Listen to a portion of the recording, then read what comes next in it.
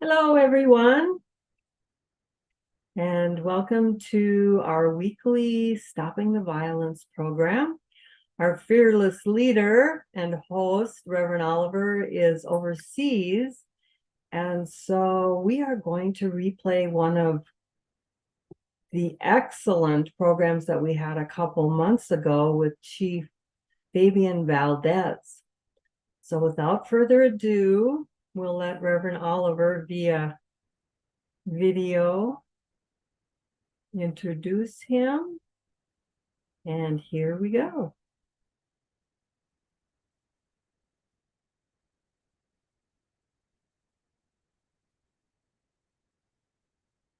Our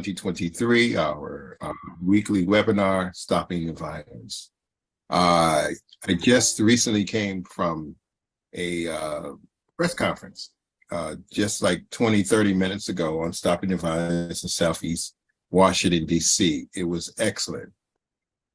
Why it was excellent? Because there is a concerted effort on all parties and the community to start really looking at what it takes to reduce the violence in so-called at-risk communities.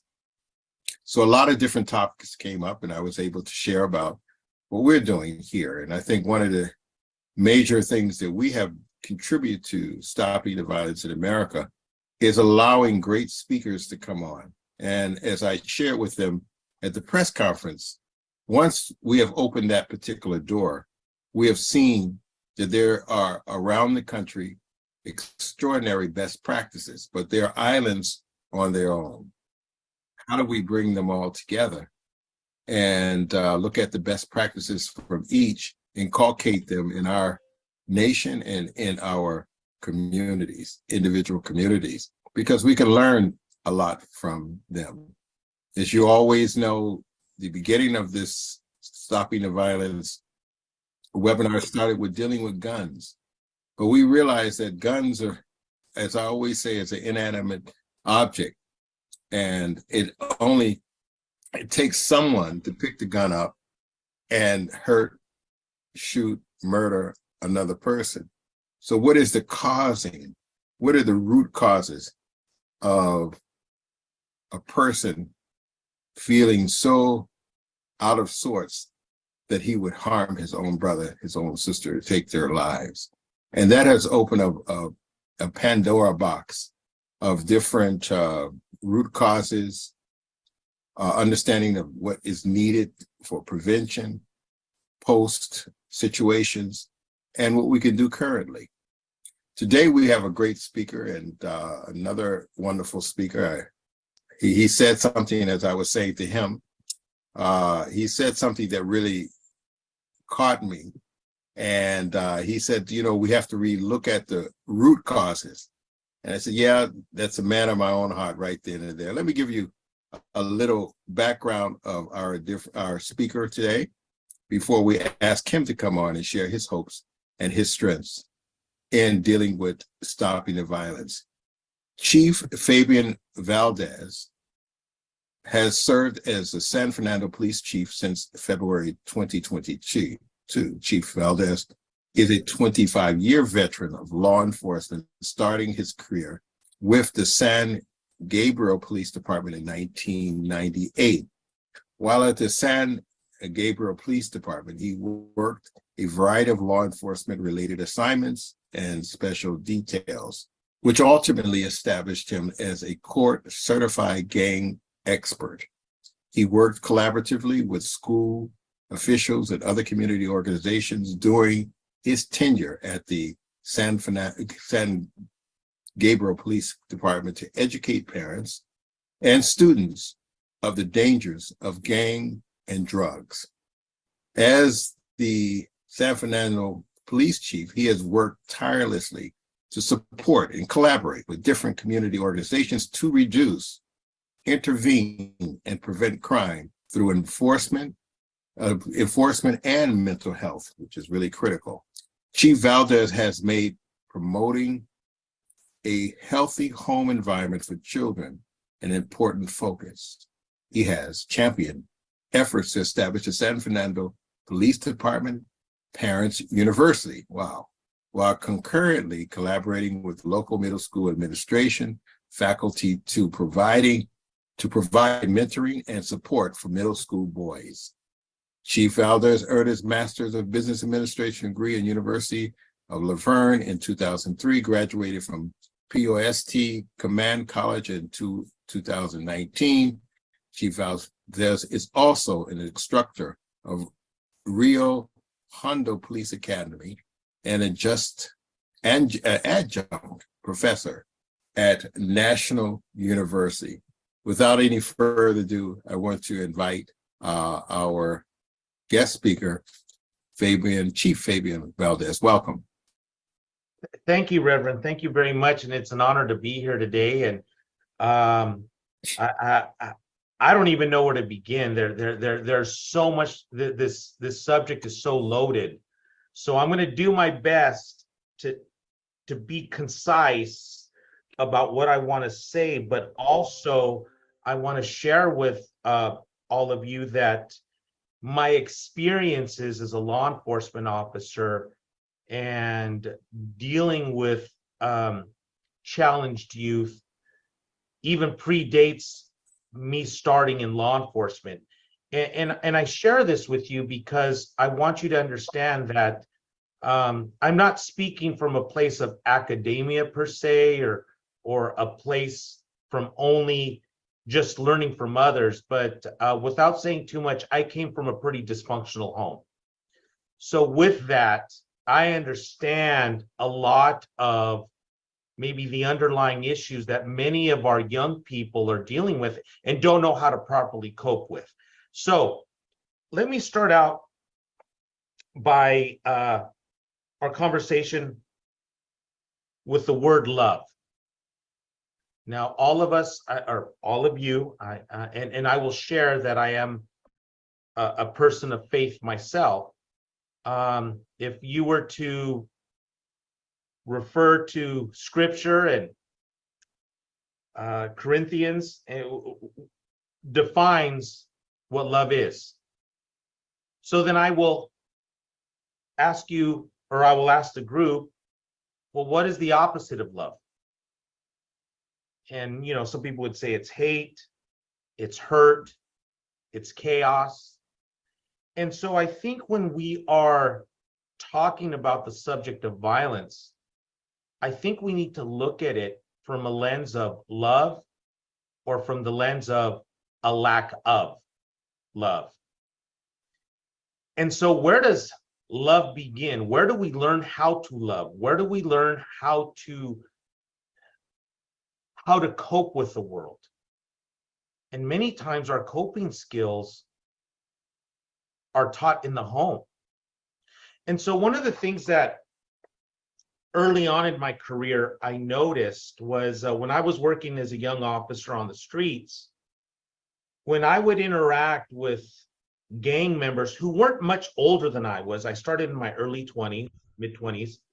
And some of these gang members were my age or even a little older. When I would arrest them and put them into the police car, even older men in their 40s who had done time in prison and were out on the street, but ended up getting caught up in a situation and needed to be arrested. As soon as I got them in the police car and out of a certain environment, many of them would begin crying like little boys. And I quite didn't understand, why is this mean, tough guy who is capable of evil now in the back of my police car crying? And I quite couldn't understand. Fast forward, things happen, in life. Things happen in my life on a personal level. Circumstances break me as a man. I'm broken. But in this brokenness, I really start to lean on my own faith, and this whole other world begins to open up in terms of understanding. I begin to understand things at a much more profound level. And I say this because in looking back, many times these individuals who commit acts of violence, these individuals who engage in criminal activity or behavior are just hurt people that don't know how to cope, that haven't been resilient because they haven't been taught resiliency, whether it's in the home or in the educational system or the social service system. You're dealing with individuals that have been hurt many times their whole life. And we all know that hurt people hurt people. And so with that, as I really began to grow in my career and take a different approach, I had some of my own colleagues tell me, "Oh, you're a hippie. You have a hug-a-thug approach to law enforcement." But I kept telling them that we couldn't arrest our way out of these problems. Sometimes arresting somebody is important, because I think that putting somebody in a cell where they can't run away from their thoughts, they can't run away from their demons, they can't go out and get drugs, many times is an environment where they finally break. But in that brokenness, what are we doing to repair them? So I do believe that there is a purpose for the jail system. But how are we rehabilitating people who now say, "I don't want to live this life anymore"? How are we helping them develop the social skills, the resiliency skills, the ability to think that there is something outside of them that they should live for? So if we, and I'm not going to repeat statistics, but I think it's been shown that a lot of times many of our incarcerated adult males come from homes where there was a lack of a father or male figure. And as I began to study this, I began to ask myself, well, where are our fathers? I began looking at the family. I am not happy to say this. I'm not proud of it. I am a divorced man myself, unfortunately. And I have two sons who went through that divorce with me. And I saw the impacts of divorce firsthand. And yet, my ex-wife and I knew not to weaponize our children against one another. And so, in seeing this firsthand, the impacts of divorce on two boys, two Latino boys, I told myself I need to remain engaged. And both of my sons actually came to live with me. And so in that, as a father, I had to learn how to be a better father than my father was for me. And I realized that in this process of growth and this process of diving deeper into my faith and learning more about myself, I realized that a lot of the hurt that I was carrying was hurt that I carried because I had certain resentment, certain feelings towards my father. I started looking back at my youth and I realized, wow, I used to like to fight a lot. I didn't understand why I liked to fight, but I realized that a lot of that was anger. And anger comes from one of three root emotions: fear, hurt, or shame, guilt. And so many times when we're dealing with angry people, we're dealing with one of those three root emotions. And I realized with myself, wow, I was a hurt young man. And I carried that hurt to a degree into my marriage, which didn't make me the best husband I could have been. And how did I hurt my sons as a result? That generational curse. And so I really began looking at myself, having some very profound conversations with my sons, asking them for forgiveness, asking them, what can I do to be a better father? That humbling that needed to occur. So with that, I really began to think to myself, how many other children are going through divorce? And I started thinking about my career. How many times as a police officer, I'd show up to a call for service where mom and dad are fighting or weaponizing the kids, and the kids are seeing all this. And now I'm thinking to myself, why can't these two individuals act like adults and not weaponize children against each other? Because all they're doing is hurting their children. And so when I became chief at San Fernando, one of the first things I told the community, I told my officers, and some of them were like, who is this guy? And why is he speaking like this? And he doesn't sound like a police officer. I said, my goal was to never have to arrest anybody. I don't want to arrest anybody. And it's like, well, that's kind of the antithesis of what law enforcement, quote unquote, has always, been looked at. Hey, all law enforcement officers enforce the law, they arrest people. And yes, that is a component. But my goal would be to never have to arrest somebody. But how do we really stop crime? And we got to stop it at home. That's where criminal behavior begins. And I started looking back at my career, and as a school resource officer, I can remember being called to a kindergarten class and a kindergarten teacher telling me, this child does not sit down when I ask them to. This child is hitting other children. Can you scare them? And it wasn't my role to scare, but what I really began to understand was, can you provide us that additional structure? Human beings function in healthy structure. So here's my question to the audience, and we don't have to answer it per se, but if I were to ask you to describe what is the structure, or what is the structure of the modern American family, or is there structure in the modern American family, what would your response be? What would your, I don't know if they're parishioners or members of your respective congregations say the structure of the American family is today? And is that structure directly correlated with what we're seeing in terms of behavior? In addition, let's look at the amount of, it's so interesting. And again, I just started watching the series, and I don't know how truthful it is, but I was watching a Netflix series on Bernie Madoff. And it was so interesting to learn about the relationship between Bernie Madoff and his father.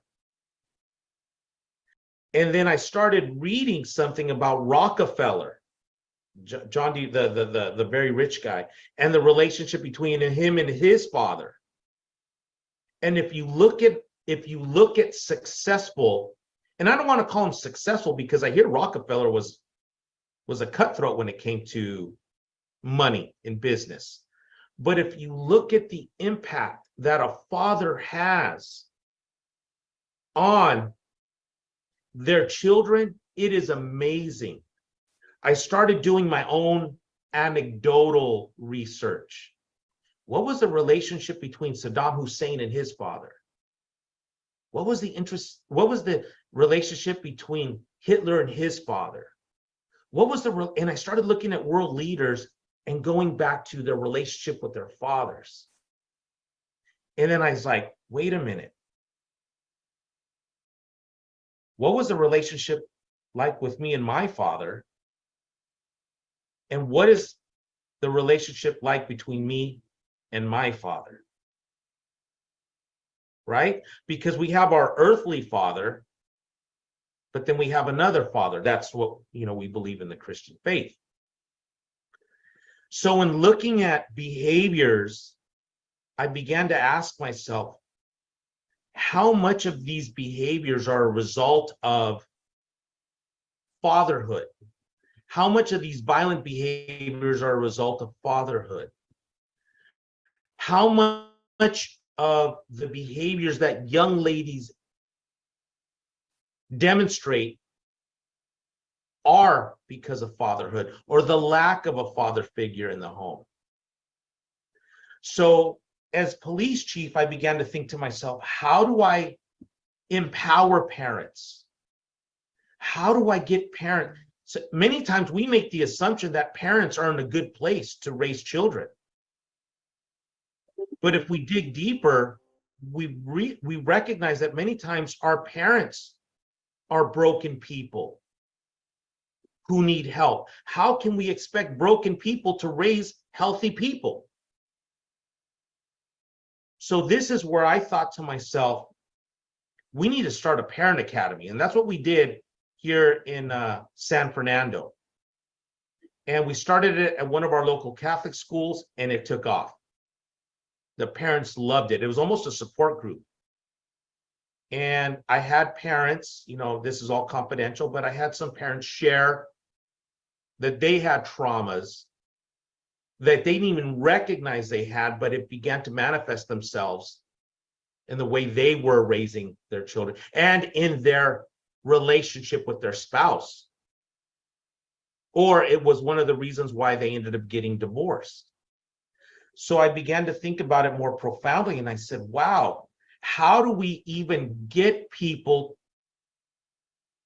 to be in a place to choose the right partner so they could have a healthy home for their children? So this is almost like a chain.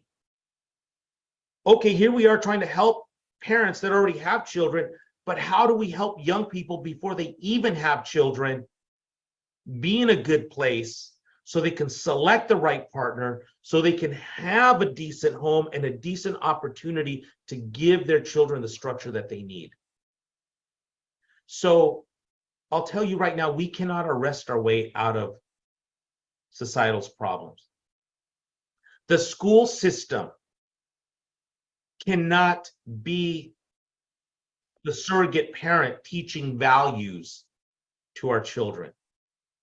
And this is where I think our faith-based community really needs to take a bigger role, not just with your members, but how are you propagating the message of healthy home environment?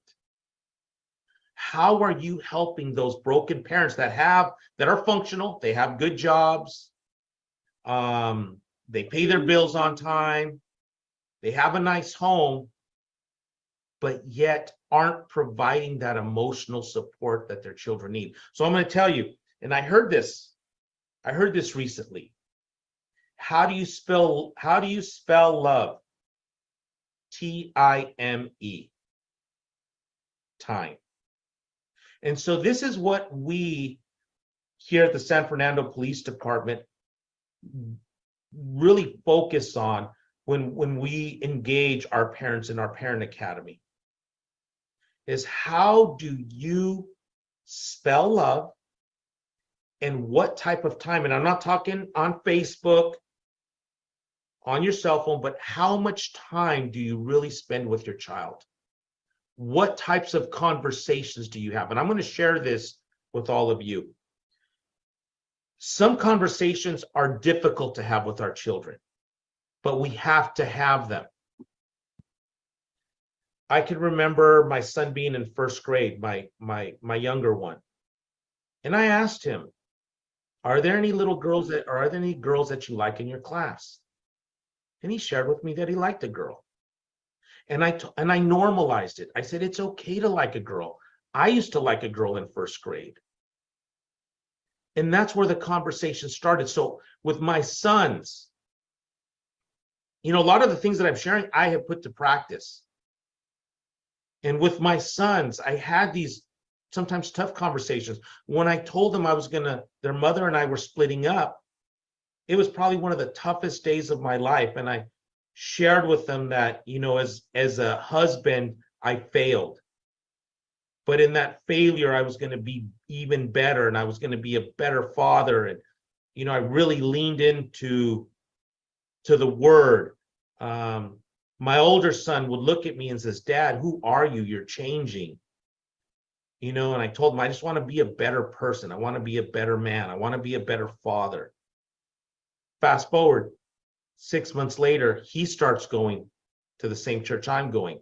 He ends up getting baptized. And all of this to say that now he's a police officer and he's a school resource officer. And my younger son is a senior in college and he wants to be a therapist. And so I'm not saying I have the secret formula, but in my brokenness, in my failure as a husband, in my marriage, I said, I'm going to be better because of that. So and this is what I shared this story with my parents. I too have failed. I am not perfect and I have experiences, but let me share with you what these experiences have taught me. And so many times when you have these candid conversations with parents, it really opens their eyes. And one, they're not ashamed that they failed, but secondly, they're more apt to, if the chief of police is telling me he failed, if the chief of police is telling me it's okay to fail, but to get back up and be better, then they can do it. And so with that, I know I've talked a lot, and it's probably loaded the conversation that I presented to you, or the topic. But if we want to stop violence, it's going to start in the home. And we got to look at the home environment and ask ourselves, is the home environment hurting our children? And in their attempt to cope with violence, are they turning to drugs? Are they turning to, in their attempt to cope with hurt, are they turning to drugs? Are they turning to violence? Are they turning to self-destructive behavior because they're looking for peace and there is no peace at home?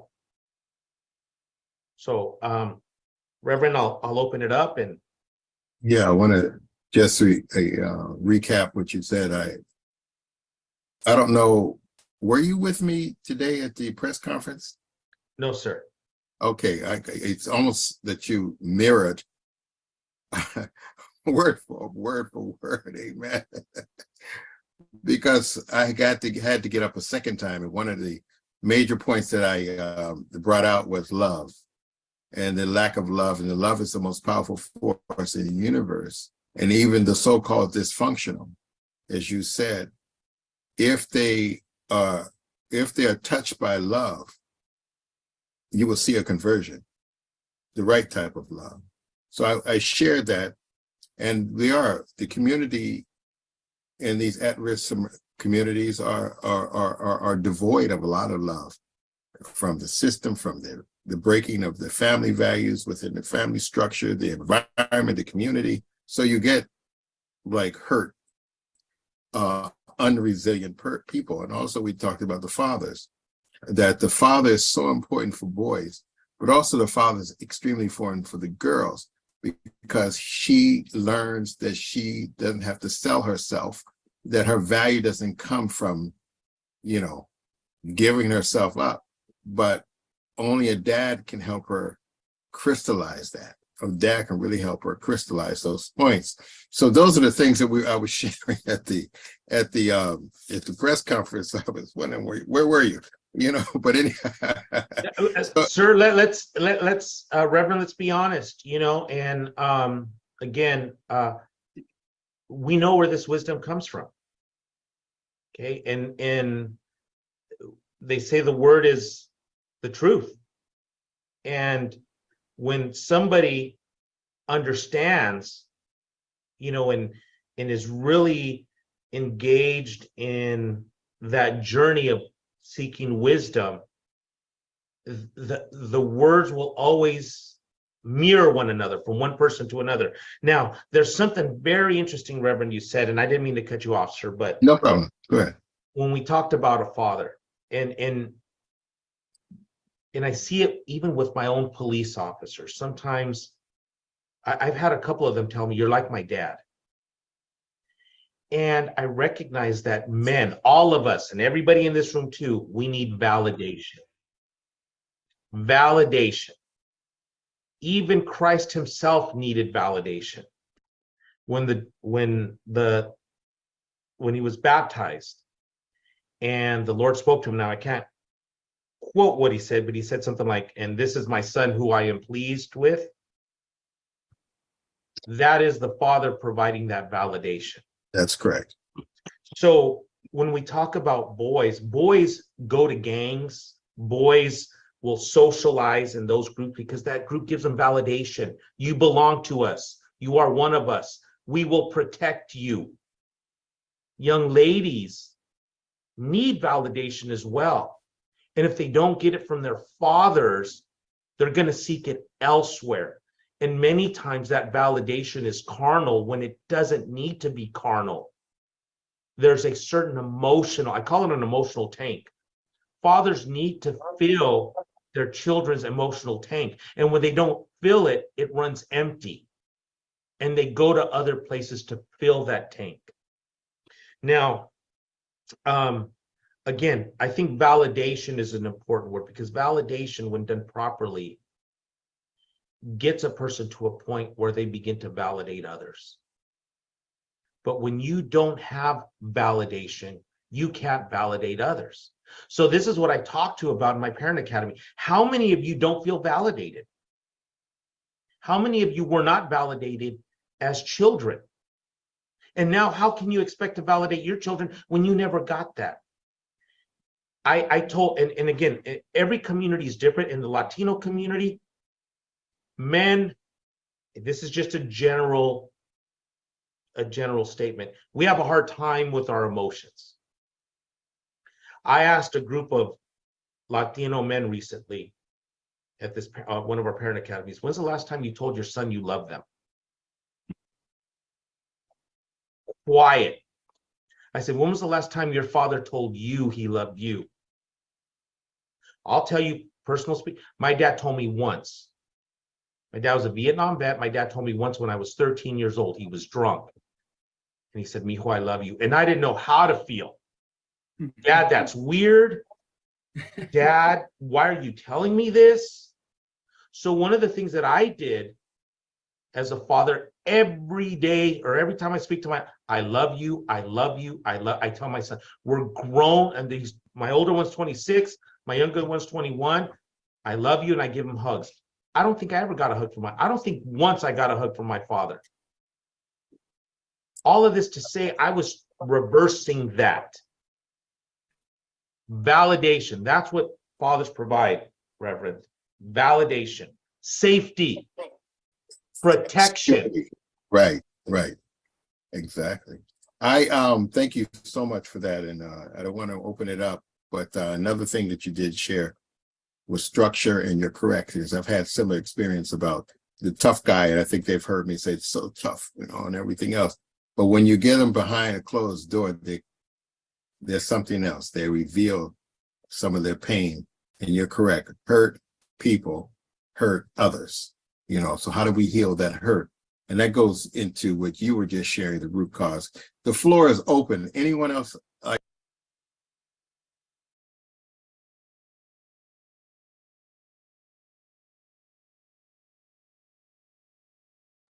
One second, please.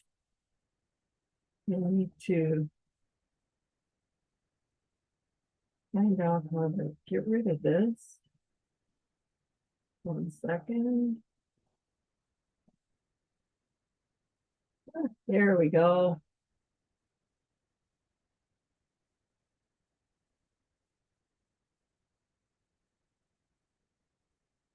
Okay, sorry about that.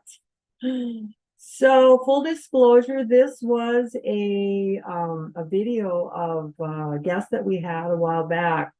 And what an amazing guest, don't you think? for a police chief to talk like this. I mean, he could be talking to every one of us as parents. And you know, not only and then he runs his police department this way. It's just unbelievable. So Nasser, can you are the one who are friends with I believe you're the one who is friends with Police Chief Fabian Valdez. Oh, hi, Uli. It's actually me, yeah. Okay, can you tell us a little bit about how you met him and the relationship that you have with him? Actually, we only met him once, and we do have an ongoing relationship with the LAPD Police Chief Michael Moore, Mm-hmm.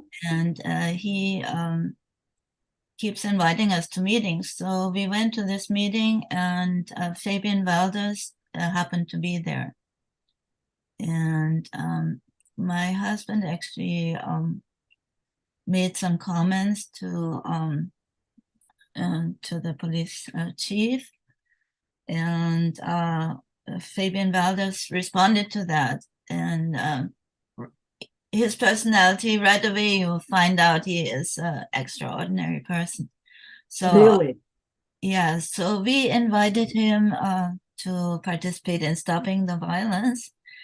And I told him, you know, he said he would like to do it. And I said, oh, that's great, because many times we ask officers, but they tell us they have to ask for permission. And the chief said, oh, I'm going to get permission from God. I'm going to ask God for permission. So he is such a great person. Yes, yeah. I mean, as a parent, I learned a lot from him. I think that it's really a gift to be able to ask the right questions. I mean, what brings a lawbreaker sitting in the back of your police car to tears, you know, on the trip to wherever they're going? It's like, you know, you have to be asking the right questions or have the right, you know, the right spirit to be able to get that kind of response from people. And I think that even though some people are gifted that way, I think that we all as parents want to become that way, to actually teach ourselves, if we're not gifted that way, how can we become gifted that way? Especially right now, I mean, we're talking about stopping the violence and crime. And I think it's a ripple effect, you know, good families touch other families, and we can help those families who are in trouble. And, you know, besides taking care of our own family, if we're not in trouble. And this is a perfect time during the holidays to do that. I mean, I think all of us probably spent some time with family, or most of us anyway, during Thanksgiving, which I love. It's one of my favorite holidays. And now we've got all this to think about, and maybe think back, reflect on what kind of conversations we had with family members. Does anybody have anything that that Chief Valdez said that is really striking you and you'd like to share with us? Or, since we don't have him here to ask him questions about his, you know, his parents' academy that he has, I think that's just amazing that somebody in law enforcement would have something like that. EJ? I don't have questions. Oh, okay. Do you have a comment? It was yeah, that was a very nice one. Do we need to actually wait until an hour, or we can, if nobody wants to comment, we can end even earlier, I guess, right? Okay, yep, no problem. Maybe Wayne says, oh, yeah. I wanted to visit his parent academy, but unfortunately we were in Iran, and by the time we returned, his sessions ended. But I still hope to do that. But I think it's something that is a valuable idea for some of our pastors. Yes. If we can work together with the police department and schools and do the same thing, actually, because we have the material to educate parents. Yes. We maybe don't have the references to resources in the community that can help them if they have certain problems. Mhm. There are other organizations that are more practical than us, but we have all the spiritual food that parents need. Yes. That's right. Absolutely. And we know that a lot of things get done on the, oh, Wayne, you've got your hand up. We've got our true family values are very, very, very, very helpful for this kind of thing because it is the root. The root. Go ahead, Wayne. I really liked what he Oops, you're kind of coming in and out here. We can't No hear you. sound, Wayne. At first we heard you. Is this any better? Yes, That's better. again. How in the law enforcement, when a man such as Oh, you're coming in and out. I'm so sorry. Can you get closer to your... Nope, somehow we're not hearing you. him, That's better. Nope, now again you're out. I'm so sorry. Very sorry about that. Wayne always has great things to add to the conversation. Anybody else? Reverend Reed is with us. Bill Stoner. John Healy.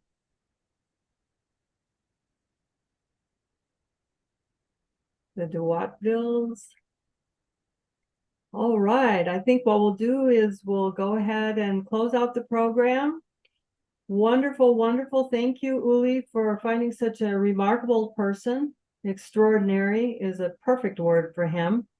And we look forward to hearing any kind of updates that you have after you've attended his Parents Academy and perhaps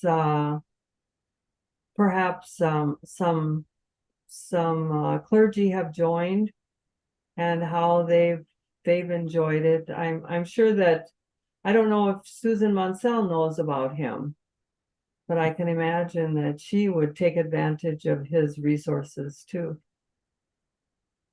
I don't think she knows him, no. Okay. Excellent. Well, thank you so much, everybody. Thank you for joining us. Sorry that our fearless leader is not here with us today, but we wish him well in his overseas work, and God bless you all. Have an excellent holiday season. Adios. Thank you, Nadia. The same Well, to you. Thank you very much. God bless you, Nadia. Thank you. Thank Thank you, you. William. Yeah, John. We're doing it. We're doing it. Yes.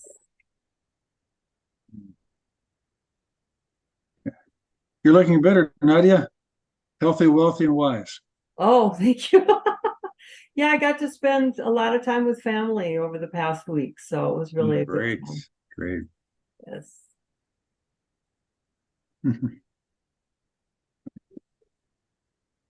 Well, have a great day, everybody. I'm gonna sign off myself. Thank you very much. Thank you so much again for everything. Bless us. Welcome, John. Happy holidays. Happy holidays. Thank you.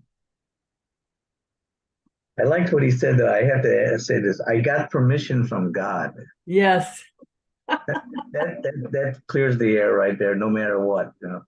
So I'm gonna remember that one. Yes, it sounds like Pastor T.L. Barrett. Yeah. Well, I have a God above my bishop. Hi, hi, Dr. Suture. We just finished up. Oh, Bruce. We had Fabian Valdez, who is a chief of police in on the West Coast. Friend San of- Fernando? Yes. San Fernando. See, Nasser's contact. Yes, yep. So did you solve any of the problems in America? Well, I Pretty think, much. he's got a very wonderful resource called Parent Academy Yes. that it started in a Catholic church and really expanded because it was just everybody really enjoyed it. So, and got a lot out of it. But he really talks about the root causes, and it's definitely, stopping the violence and crime in America definitely starts at home. Amen. Yeah. Yes, very much so. Yeah. And Go ahead. he talks about the way you love your children is spelled Time. Mm. You spend time with them, you talk with them, you have conversations with them, and some people have the gift of being able to have those conversations. Other people are working on it. Oh, here comes Wayne again. I am reading the new book about Dr. King right now.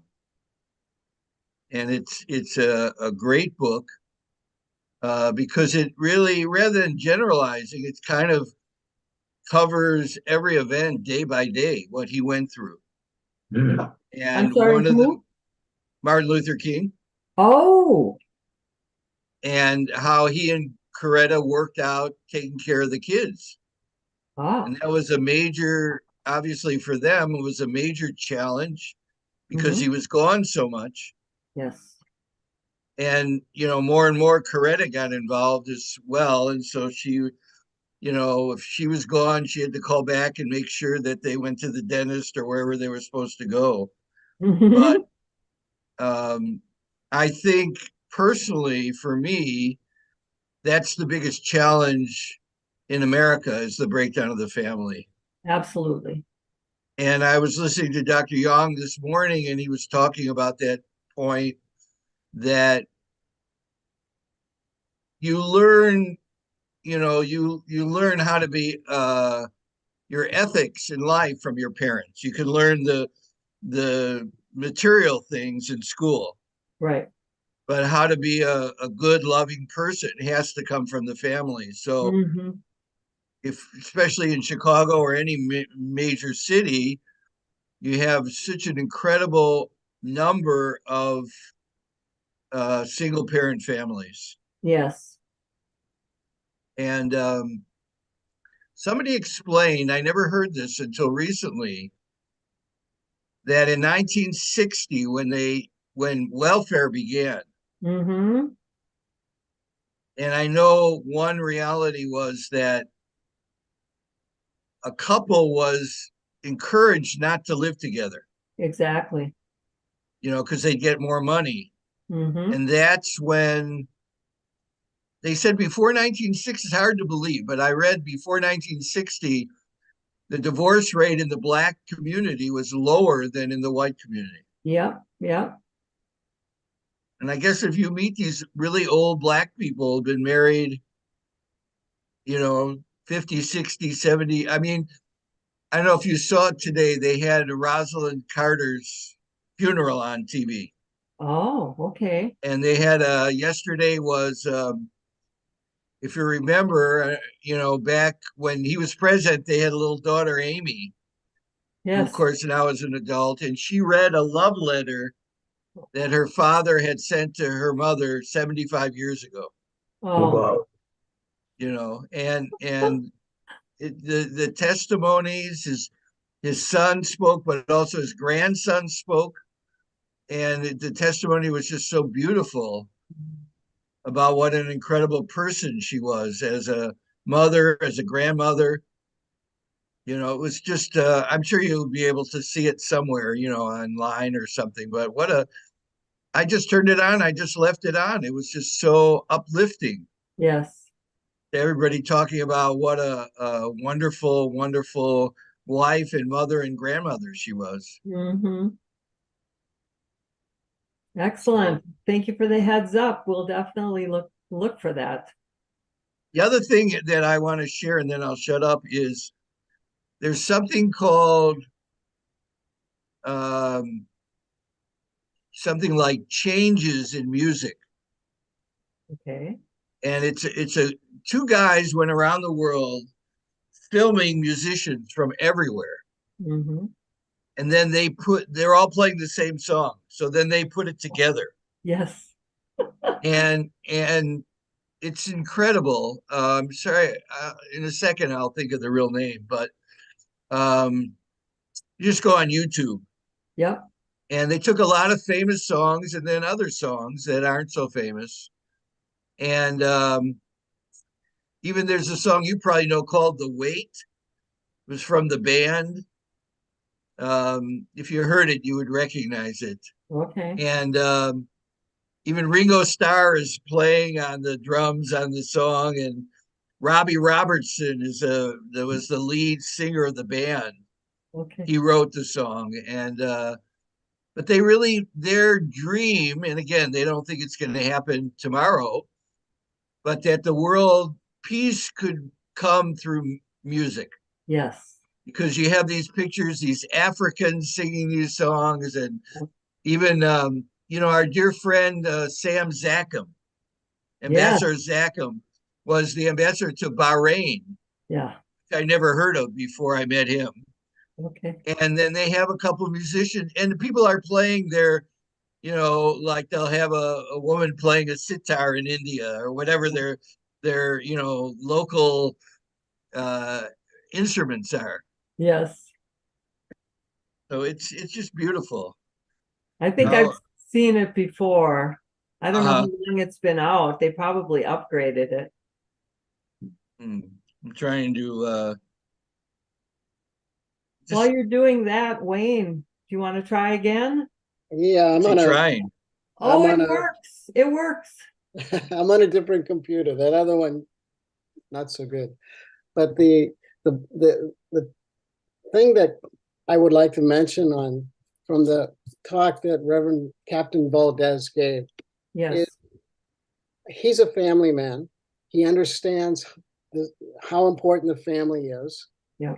And he is very outspoken and very clear about family values and the need for God in the family. Yet he is in law enforcement and is asked to enforce the laws that our legislators here in California put before the people. Yes. And there's been a whole broad swath of them that is anti-family, anti-parents, that he is by his position asked to enforce. So my question to him would be, if he were here, how do you square that with your conscience, having to deal with corrupt laws, immoral laws that are against the family, against your values, and do your job? How are you going to do that? That would be my question to him. Oh, very good. I have the answer. Change the law. That's it. Repeal it. What did Father say is the law made for man, or is man made for the law? That's it. Nadia, the name of it's called Playing for Change. Playing for Change. Okay. Playing for Change. Perfect. Perfect. Just on YouTube. All right. I'll definitely look that up. Is there a date on it? No. Okay. If like I start out by writing The Weight, because I know that one song's on there. Right. And then I just do Playing for Change. And, yeah. They go through, it's just, I turned it on one day and I couldn't turn it off for an hour. So many beautiful, just to see these beautiful people. Yes. You've never heard of any of them. There's one guy, I can't think of his name, but he's this old black guy with no teeth and a long beard and from New Orleans, and he's just great. Awesome. Gotta love them. John, are you wearing a shirt that has a white rest? You shouldn't do that because it looks like your beard goes on forever. Yeah, well, that's the dream, going on forever. Well, My nice to see you guys. I have to go back to work. This is my Okay. lunch. Hmm. But Likewise. so it was a good session. Absolutely, Oh, yeah. absolutely. And it's online. It's on YouTube. It's on Facebook. They had Universal. something yesterday. Yes. They talked about, the poisons in society, Yes. and talking mainly the fact that in our world, people don't talk to anybody that doesn't believe the same thing they believe. Agree with them. Yeah. And Frank Kaufman Yep. gave an excellent presentation, and then Cheryl Wetstein Yep. shared two experiences that she had as a Washington Times reporter about forgiveness. Wow. How one guy Mm. killed a woman's son, and how it took a long time, but how she was able to forgive him. Yes. Hmm. And there was another one similar where these people were killed, and the power of forgiveness. Mm-hmm. Absolutely. It makes news when that happens because it's so striking. Well, it makes news for us, but it would never be on the media. No. Although even NBC News, after all the horrible stories, the last 2 minutes has a nice story all the time. They Okay. try. An 80-year-old woman that ran a marathon or something like that. Excellent. We'll pray for him. Okay. Wayne, where do you live? I'm here in Castro Valley, California, Castro Valley.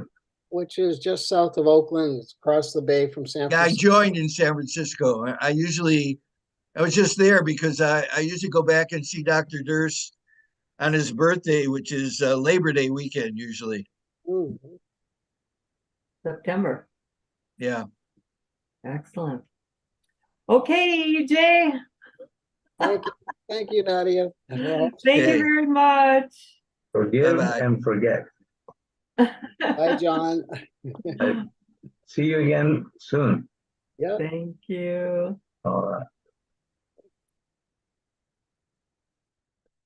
Adios.